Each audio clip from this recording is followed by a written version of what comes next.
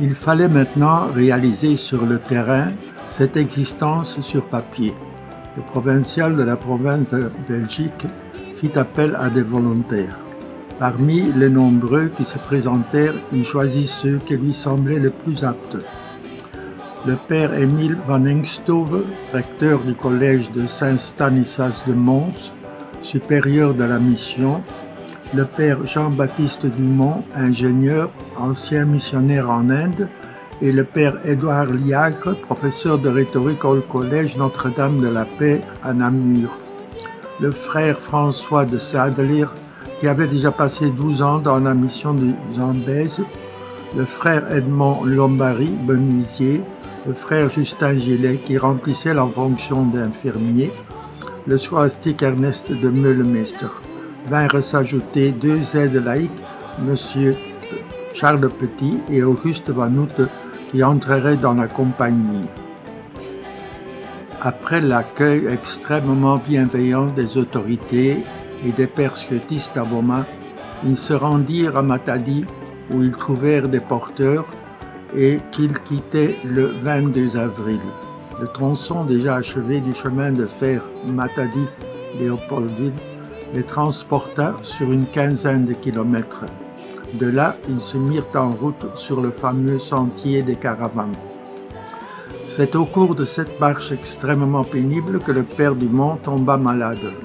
Ramené par le frère Lombary à Matadi, et de là en vedette vers l'autre rive à l'hôpital de Nemlao, dirigé par les sœurs de Charité de Gand, il mourut au moment où l'on abordait. Il était le 11 juin 1893. Le premier des pionniers avait donné sa vie avant d'avoir atteint le territoire de la mission. Kibangu, première résidence des Jésuites, 1893. Le 18 juin, la seconde caravane rejoignit le père Van Engstove à Léopoldville et tous réunis allèrent s'installer dans la résidence que l'État leur avait préparée pour qu'ils y dirigent une colonie scolaire. Située à Kibangu, dans la zone marécageuse le long du fleuve Congo, zone hélas infestée de moustiques et autres insectes, et donc fort malsaine, ils durent quitter cet endroit et allèrent s'installer sur un site qui leur parut tout à fait adapté, 300 mètres plus haut, sain, au terrain fertile, disposant d'eau potable et dépourvu de moustiques, le plateau fort étendu de Kimwenza. Maison en planche à Kimwenza. Après avoir logé dans un abri provisoire ressemblant assez bien à une écurie, il put retrouver une résidence construite avec les matériaux amenés de Kibangu, mais selon un plan différent, qui fut amélioré les années suivantes, et doté d'une chapelle conçue dans le style de l'époque. C'est là que put vraiment s'ouvrir la colonie scolaire. La photo montre le genre d'enfants dont ils étaient responsables et qui devaient y recevoir une formation militaire. Certains étaient encore presque des bébés. Les difficultés ne manquaient pas. D'abord, celle de la langue. La colonie scolaire était un véritable Babel. Les enfants ne se comprenaient pas entre eux et les pères ne connaissaient encore aucune langue du pays. Ensuite, celle du régime alimentaire. Beaucoup d'enfants ne parvenaient pas à s'habituer à la nourriture qui leur était servie. Le lait, qui en aurait sauvé beaucoup, était quasi inexistant. Aussi, la mortalité était-elle élevée. Enfants au travail, les lianes, ferme de Kimwenza. Pendant les heures de travaux manuels, les enfants exécutaient des travaux adaptés à leur âge. Et comme chaque poste, Kimwenza avait sa ferme qui lui procurait des œufs et de la viande. Les sœurs de Notre-Dame de Namur arrivent en renfort. C'est le 6 juin 1894 qu'arrivèrent les 7 premières sœurs de Notre-Dame de Namur. Elles s'occuperaient des petits garçons de 2 à 3 ans et des fillettes qui, comme les garçons, provenaient principalement des régions libérées des esclavagistes. Elles soigneraient les enfants malades. les frères et les aides laïques leur avaient construit un couvent avec belle chapelle. Il était convenu entre l'État et les missionnaires que l'État se chargerait des frais de l'école à la condition que les 4/5 des enfants soient incorporés dans l'armée du Congo dès que leur âge et leur instruction le permettaient. L'autre 5e serait placé par les soins des directeurs soit dans des établissements similaires, soit dans les missions naissantes.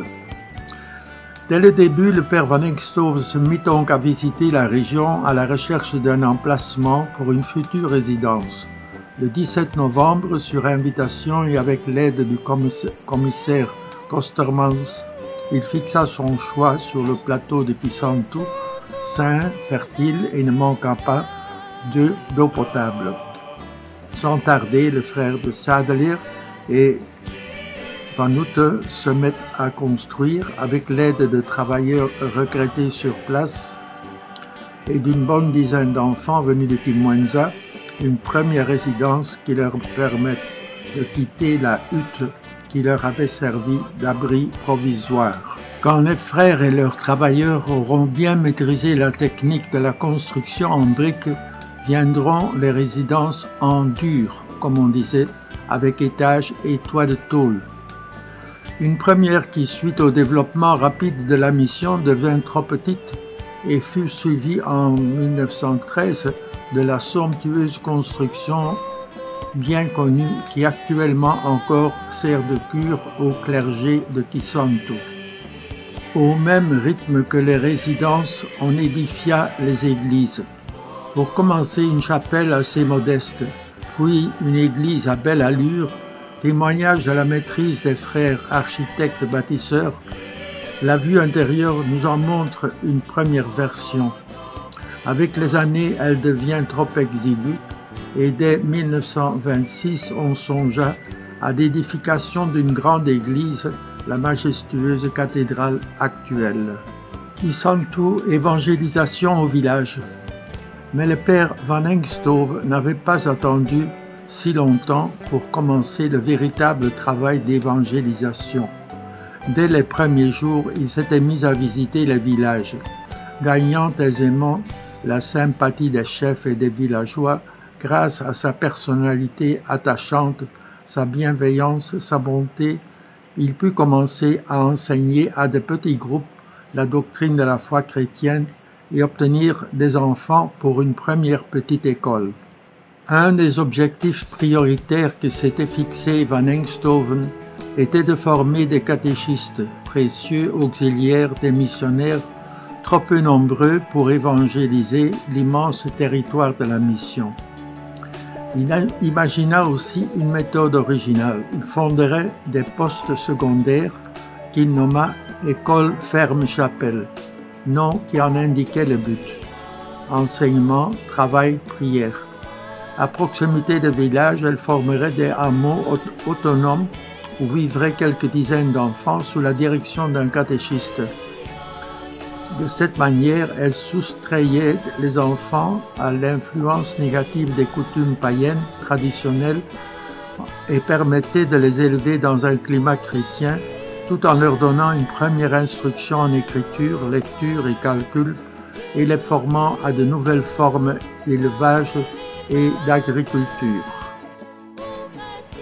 En quelques années, la région était parsemée de fermes chapelles. Ainsi, elles permirent d'en évangéliser en très peu de temps une partie considérable. Elles furent bientôt l'objet de nombreuses critiques. Des catéchistes trop peu formés commettaient des abus. Pour les peupler, les pères appliquaient parfois des méthodes que les villageois réprouvaient et qui soulevaient leur hostilité. Aussi soulevèrent-elles une virulente campagne contre les missionnaires jésuites au Parlement belge. C'est pourquoi elles furent remplacées, à partir des années 1910, par des écoles-chapelles, implantées dans les villages, dont le catéchiste devenait le maître d'école et l'animateur religieux. Au fil des années, de nouveaux missionnaires arrivaient en renfort.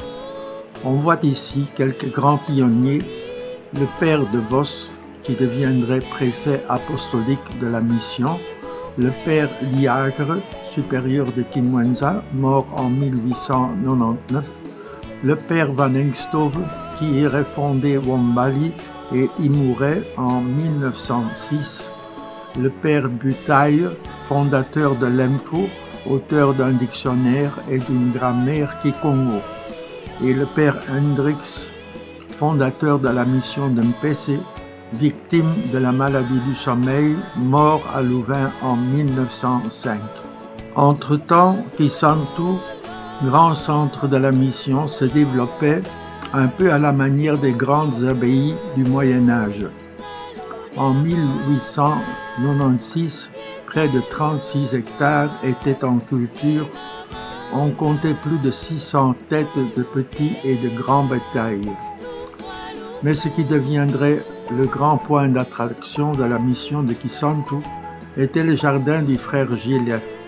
Au prix d'un immense travail, il transforma une vallée sauvage et malsaine en un merveilleux jardin, objet de l'admiration de tous.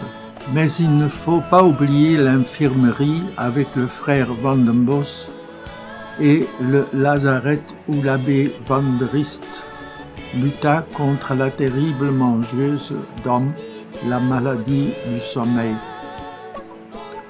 Et la menuiserie du frère Charles Geiselhardt, la forge, la brasserie du frère Gillet.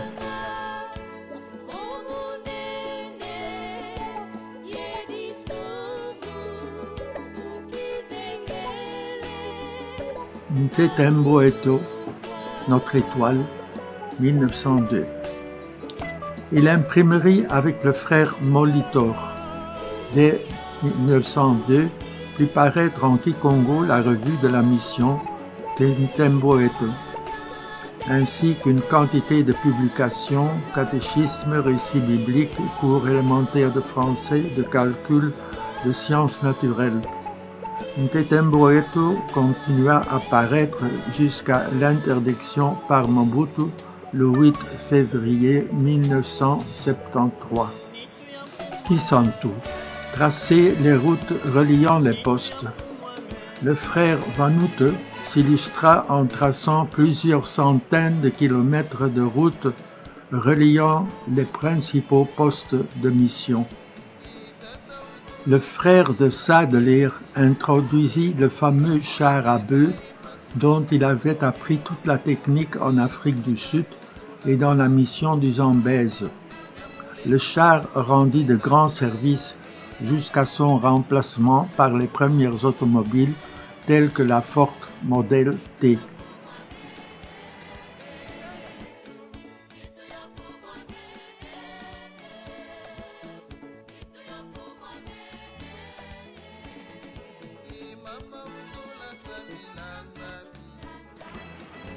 En marge de la mission de Kisantu se développa à partir de 1926 un centre de formation médicale, la Formulac, suivi plus tard d'un centre de formation agronomique. 1935, la Kadulac, germe des instituts supérieurs. 1947, Lovanium, qui furent à l'origine de l'université Lovanium de Kimwenza. On voit quelques infirmiers diplômés devant la célèbre pédagogie, actuellement internat de l'Institut Kubama, l'allée centrale de l'hôpital, toujours telle qu'elle avait été conçue il y a 100 ans. Les étudiants au labo, à la pédagogie, actuellement labo des classes de biochimie de Kubama. L'Université de Louvain assurait l'enseignement technique, médecine, biologie, chimie. Les jésuites assuraient la direction et se chargeaient des cours généraux. 1938. 15 infirmiers diplômés avec prof.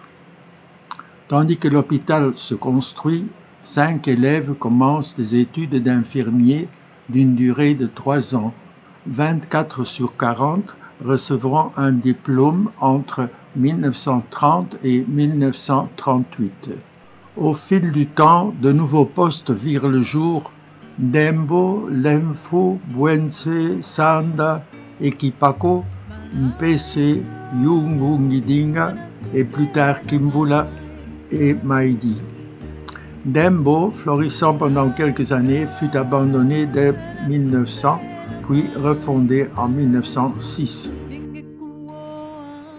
Sous l'impulsion du père Butaï et du frère Molitor, Lemfu devint rapidement un centre important de la mission. Le frère Molitor était l'homme de tous les métiers, imprimeur, menuisier, bâtisseur, agriculteur, éleveur, horticulteur, mécanicien et last not least, excellent musicien.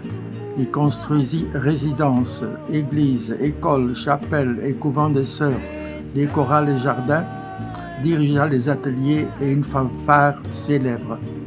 Sur la photo de son jubilé de 25 ans de Congo, on distingue au premier rang, de droite à gauche, le frère à la barbe sauvage, le frère Charles, le frère Molitor, le père Butaï et au milieu le père de Vos. Remarquez que les frères ne portent pas encore la soutane.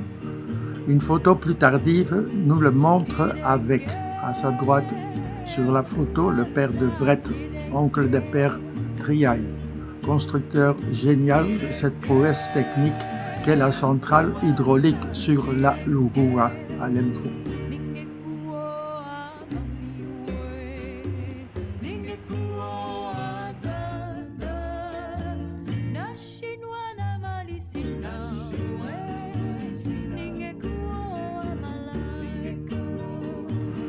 On ne peut parler de Lemfu sans mentionner son petit séminaire fondé par le père Butaï en 1922. Installé d'abord dans des bâtisses provisoires, il put bientôt s'installer dans un grand bâtiment actuellement maison de formation des frères de Saint-Joseph. Pour la détente, les séminaristes, le père Butaï fit aménager les abris nécessaires près du village Kiela, à quelques kilomètres de Lemfu. Les pères y avaient aussi une grande case. Le père Van Heyen arrivé en 1928 comme professeur de philosophie, profita de son temps libre pour se lancer dans la construction. Il y fit ses débuts en construisant une modeste chapelle et un petit pavillon pour les pères. En 1945, on lui confie la construction d'un nouveau complexe pour le petit séminaire de Lemfu au Mongo. Le petit séminaire de Lemfu. Le 30 novembre 1919, le pape Benoît XV promulguait l'encyclique Maximum Ilut sur la propagation de la foi et la mission. Il insistait sur la nécessité de la formation d'un clergé indigène qui prendrait la relève de la mission. Proches de leur peuple, ces fils du pays pourraient continuer en profondeur l'implantation de l'Église. C'est ainsi que, dans la mission du Kwango, fut fondé en 1922 le petit séminaire de Lemfu. Disons encore un mot de la mission de Ngidinga. C'est le père Allard qui, à partir de Lemfu, explora dès 1907 la région des Bambata, à une cinquantaine de kilomètres vers le sud. Il s'établit d'abord à Yungu, se déplaça un peu plus tard pour enfin se fixer à Ngidinga. À peine arrivé, le chef de l'endroit lui dit qu'il désirait le voir établir un poste d'évangélisation à un endroit qu'il voulait lui indiquer. À sa grande surprise, le père y trouva une immense croix plantée en terre haute de près de 7 mètres. À sa demande de renseignements, le chef ne voulut rien ajouter. Il lui dit simplement « Voilà ce que vos frères ont élevé, je vous rends votre bien ». Elle doit dater du XVIIIe siècle, peut-être de la fin du XVIIe siècle. La croix de Batakulunsi, précieux témoignage historique devenu un lieu de pèlerinage, fut complètement brûlée le 12 novembre 1994 par des hommes en armes conduits par un ancien des Phases, devenu prophète, selon qui la croix était la cause de tous les maux du pays. Depuis lors, une petite chapelle construite autour de la partie du bas qui avait échappé au feu la protège et regroupe les pèlerins chaque année. En Gilinga, on construisit d'abord une petite église provisoire, suivie bientôt par une église très spacieuse, dont malheureusement le toit de paille prit feu pendant un orage. Toute la population contribua alors à la construction d'une belle nouvelle église au toit de tôle. Son constructeur était un frère d'Oostakker, le frère René van der Meersch, qui s'illustra plus tard par la construction de la cathédrale de Kisantu, d'où la parenté de cette église avec cette dernière par ses majestueuses arcades et ses gracieuses décorations.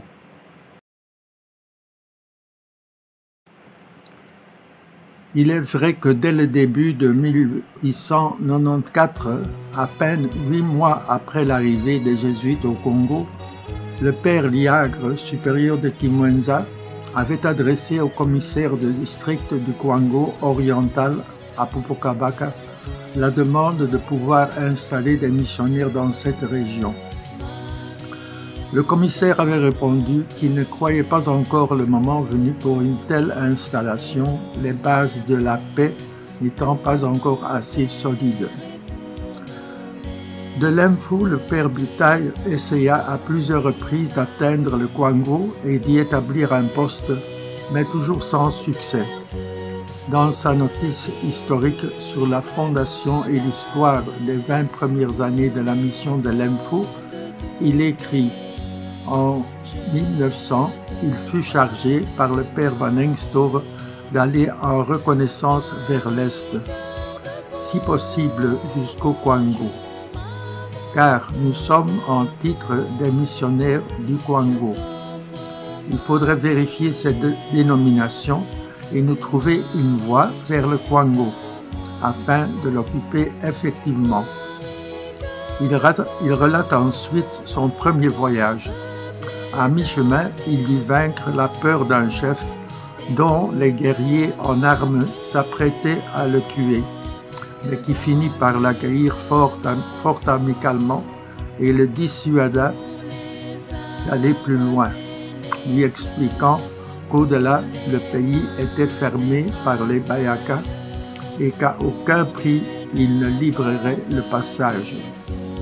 Il fallait cependant d'urgence partir vers l'est, le Kwango et son affluent le Kwilu, d'autant plus que les missions protestantes commençaient déjà à s'y implanter. La voie terrestre paraissant impossible, il fallait procéder par la voie fluviale. Sur la carte, on voit clairement comment les postes de mission sont implantés le long des cours d'eau. Ce fut le père Van Engstoven qui, épaulé par le frère de Sadler, alla en 1901 fonder Wombali. Le poste eut, comme partout, une première résidence en pisé, suivie d'une nouvelle résidence tout à fait respectable, une basse-cour, des magasins, une chapelle flanquée d'un clocher rudimentaire et, comme toute mission qui se respecte, son atelier. Une caractéristique fort particulière était sa cale de halage, le slip, dont le treuil puissant pouvait mettre les embarcations en cale sèche pour un contrôle technique et des réparations. Les enfants eurent vite fait d'y découvrir une excellente piscine. La mission dut hélas bientôt créer un cimetière. Le père Van Engstove mourut le 6 avril 1906, le père Ferdinand Gossus le 8 novembre de la même année et le père Lovers en janvier 1911. En regard de l'horizon qui s'étend à perte de vue, ces croix se dressent en témoin silencieux du don de la vie pour le règne du Christ. La photo de la communauté en 1912 illustre le rôle central que Wombali joua au Kwango Kwilu. On voit devant, au milieu, le père Stanislas de Vos supérieur et préfet apostolique depuis l'année précédente. Il envoya les pères Legrand à droite et Brillman au milieu et en haut, et le frère Roulans tout à fait à droite, fondé le poste de Kikwit rive droite, Sacré-Cœur. Et plus tard, le père Pirsoul, deuxième à gauche en haut, fondé Djouma. En 1932, Monseigneur Vané, vicaire apostolique du Kwango-Kwilu, s'installa à Wombali et il fonda son propre petit séminaire. Mais en 1935, une violente tornade ravagea toute la mission. La communauté dut se réfugier à Bandundu et à Kikwit Sacré-Cœur. Le petit séminaire fut temporairement supprimé. Il repartirait à zéro à Kinzambi en 1937. Il est intéressant de savoir que c'est à Wombali que les jésuites entendirent pour la première fois parler des violences dont étaient victimes les populations d'au-delà du Kasaï, très riches en caoutchouc. Au moment de la fondation de la station, le district du lac du domaine de la Couronne était fermé aux missionnaires. Des groupes nombreux de catéchumènes venaient de cette région à Wombali pour se faire instruire. Après leur baptême, ils retournaient dans leur pays où ils devenaient d'ardents propagateurs de la foi et de zélés catéchistes. La première grande mission fondée au Kwango-Kwilu fut celle de Kikwit, rive droite du Kwilu. Sur la rive gauche s'établirent un poste de l'État et les sociétés industrielles et commerciales. Comme partout, on y construisit une première maison en pisé à toit de paille, ainsi qu'une petite église et une petite école, tout cela fort provisoire. Après la destruction de l'église par une tornade en 1915, le père de Pierrepont en construisit une nouvelle. C'est surtout au début des années 20 que la mission connut un réel développement. Un premier grand progrès fut l'arrivée des Sœurs de la Charité. Elles purent s'occuper de l'éducation des filles et ouvrir un dispensaire avec laboratoire. Pour la communauté jésuite, on construisait une nouvelle résidence, plus spacieuse et en briques. Kikwit eut un grand atelier de menuiserie. L'école primaire fut agrandie et enrichie de plusieurs dortoirs.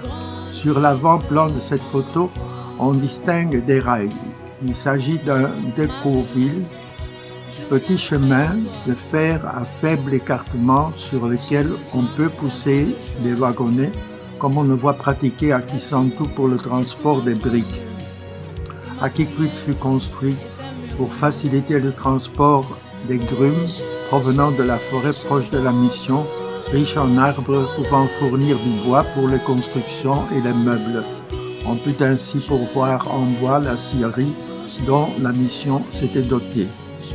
En 1923, une tornade détruisit le bâtiment et endommagea la grande machine. Celle-ci fut réparée et le bâtiment reconstruit. 30 ans plus tard, elle dut à nouveau être reconstruite après sa destruction par un incendie et équipée de nouvelles machines, elle continua à rendre de grands services à la mission. Elle fut même longtemps un moyen d'autofinancement.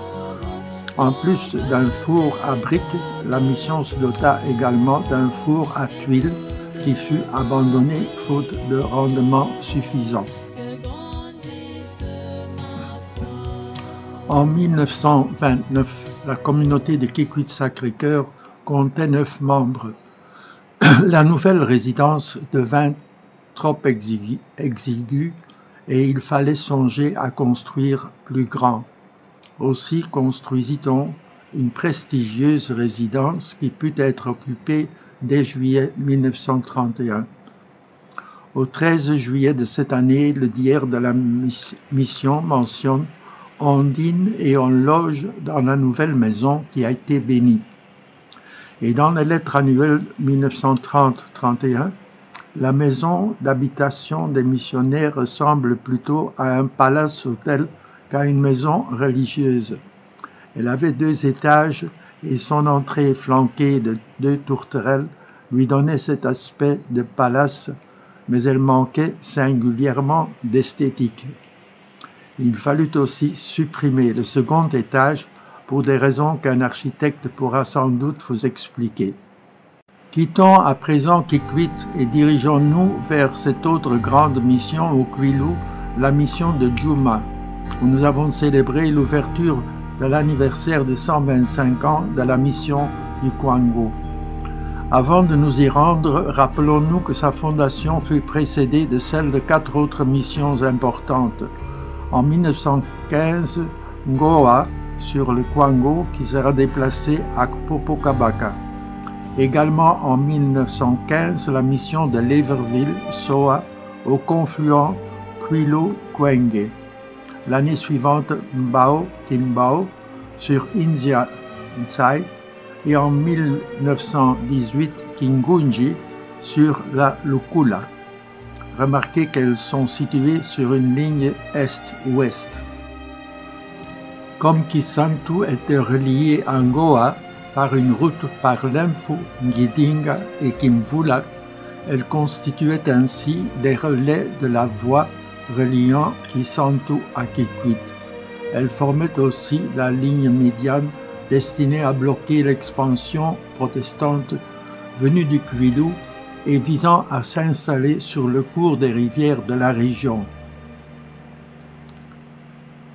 Dans les Jésuites au Congo, Zaïre, 100 ans d'épopée par un groupe d'anciens élèves de la Compagnie de Jésus sous la direction d'Alain de Neff. Les Jésuites semblent avoir emporté sur les protestants dans la plupart des cas grâce à leur méthode d'évangélisation. Si les pasteurs protestants se fient essentiellement à leur prédication, forcément épisodique auprès des indigènes, les jésuites relaient le travail des pères blancs par un encadrement d'instituteurs catéchistes noirs qui resteront définitivement dans le village. Avant que les missions américaines aient adopté la même politique, il sera souvent trop tard pour elles et le Kwango deviendra essentiellement catholique. Djouma, la mission, sa fondation. Entre Wombali et la ligne Kikwit-Ngoa, l'espace est immense. Le protestant est aux aguets. Déjà en 1912, il s'est fixé à Vanga. Sur ordre de Monseigneur de Vos, le père Pirsoul du poste de Wombali explore avec soin les rives du Kwilu, cherchant un emplacement entre Wombali et Libreville. Le 28 février 1919, il s'installe à Djouma, dans une maison abandonnée. Ainsi voit le jour une nouvelle station qui connaît bientôt des années prospères. Comme partout, la première résidence était une grande hutte allongée. Plus tard, l'accroissement de la communauté en fit construire une nouvelle plus confortable qui reçut à l'extérieur une cuisine au toit de tôle.